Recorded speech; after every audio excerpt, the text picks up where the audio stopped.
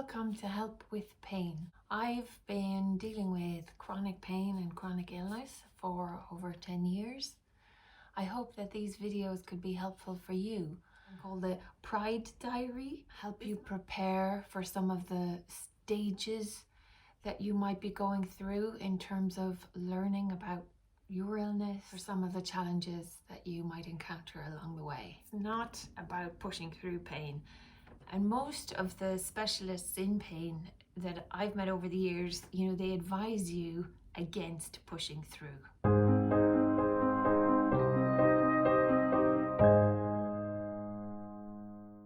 Apologies in advance.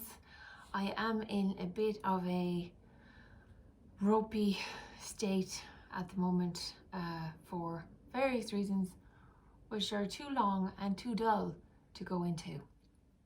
That's one of the killer things about chronic pain and chronic illness, isn't it, guys? The repetition is so dull and so boring.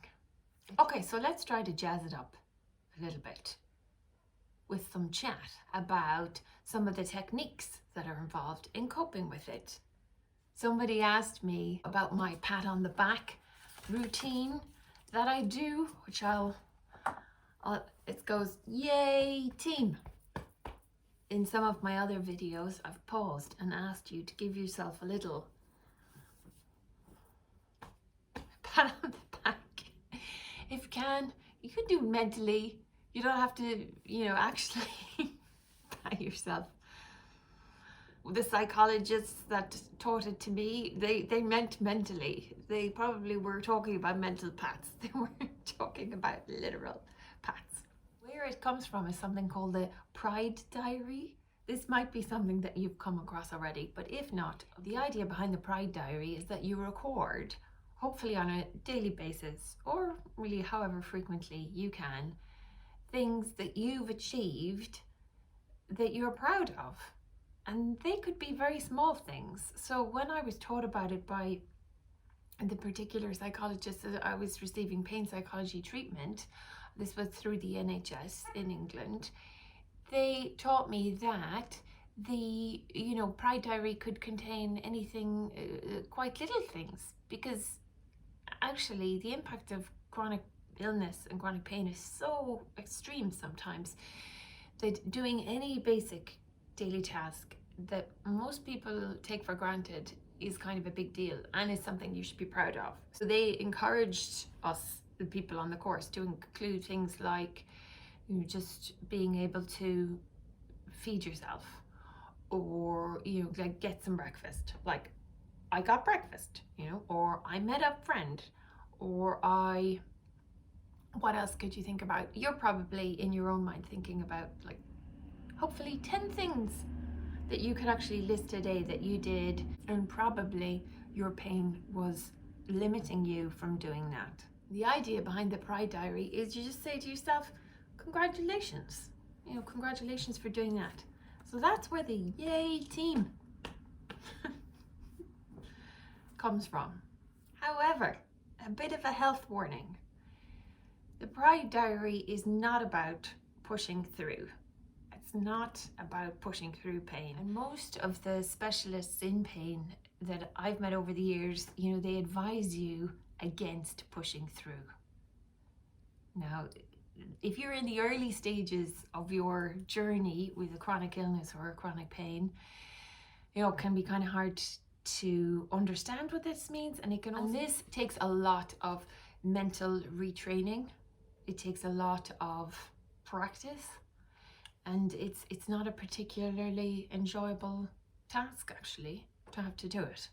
So if you're watching this and you think you've acquired that skill, again, well done you, because it's really hard. Why do they advise against pushing through? Usually can cause a flare-up. So because you've done more, been more active, or been more energetic, then you can have a flare-up that hits within a couple of hours, or the next day. I mean, it can vary wildly. You guys will know, if you're watching this and you have chronic pain or chronic illness, you know well what flare-ups are like. One of the pain psychologists that I met described how they think that actually there's a hormonal change involved there.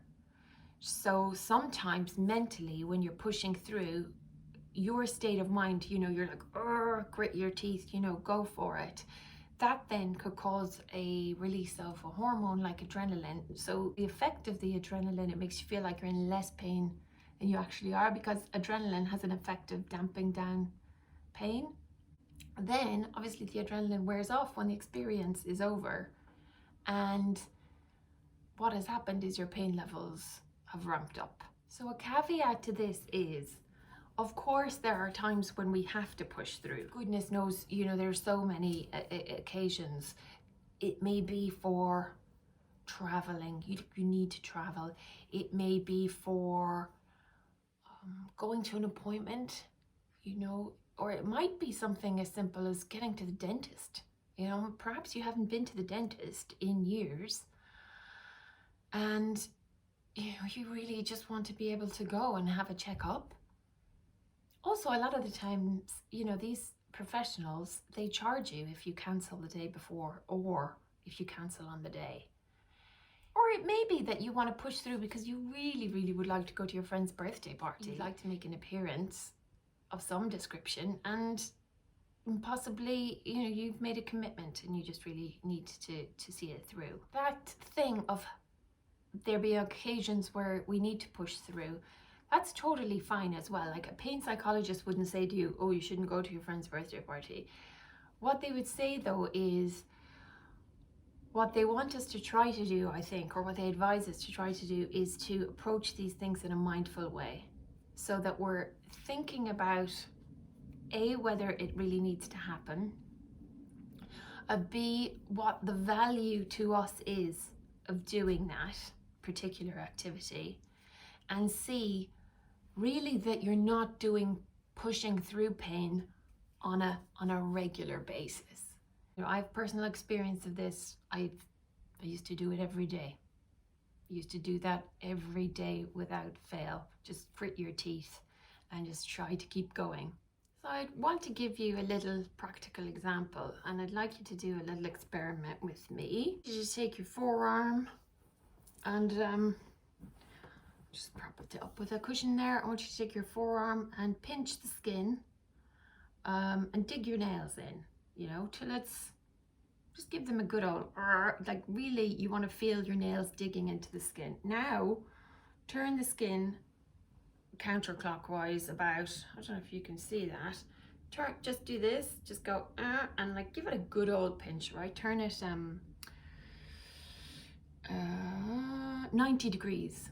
And now hold on to that. The other day I had a sensation very similar to this under my left shoulder blade, and it was with me for the whole day, and I simply couldn't improve it at all during the day. It didn't respond to any heat, any mindful movement. I managed to run some errands at a local shopping centre.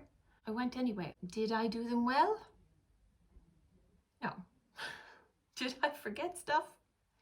Yes. Did I accidentally try to put the wrong ATM card into the ATM machine, and was I very confused when it spat it out at me, asking me for cash advance? I put the credit card in the ATM machine, not the bank card. Yes, I most certainly did. Was there a nice lady behind me who tolerated my tutting and my confused staring at my purse? Like, did she patiently wait behind me while I was like figuring stuff out? Yeah, that all happened. But I did it. There were some very nice people at the supermarket who helped me to reach for things and so on. And people are lovely, really, a lot of the time. Is that a pride diary situation? I think it is. It's, that's a fair enough. That's one where I can say to myself, a little pat on the back, psychologically, I did it mindfully, because it wasn't about pushing through to do something that wasn't of value to me. I've been stuck in the house due to my pain levels about sort of 10 days my pain and fatigue had been so significant that I really couldn't leave the house. I realized that if I didn't leave the house and go somewhere, my mood was actually going to get lower than it already was. So I identified something that was of value to me. I made a decision, a mindful decision about doing that. And I managed to do it in spite of, you know, the sensation of having a screwdriver lodged under my left shoulder blade. Now you might say, well, I don't particularly like the sound of this Pride Diary idea. Or you might think, well, I don't think this is for me really, or I don't need this. As far as I understand it, I don't think that's the point. If I could put it in this way, the pain is sort of like a flood that is coming down the street towards a house, and the house is your brain, okay? And the pain brings with it all sorts of negative connotations for the brain.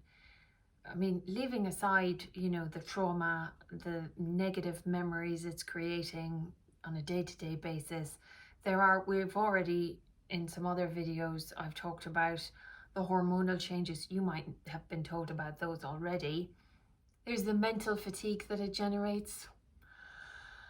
And all of that is just taking a toll on your entire body, but particularly, you know, the brain.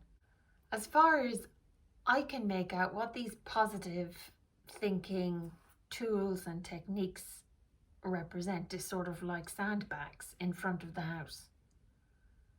So every time you do a Pride Diary entry, it's one more sandbag.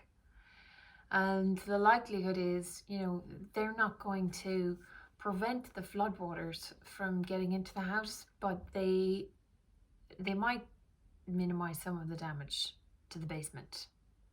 I think I'm taking that analogy a bit far, but it's not really about you as a person. It's about what the pain is doing to your central nervous system and your brain.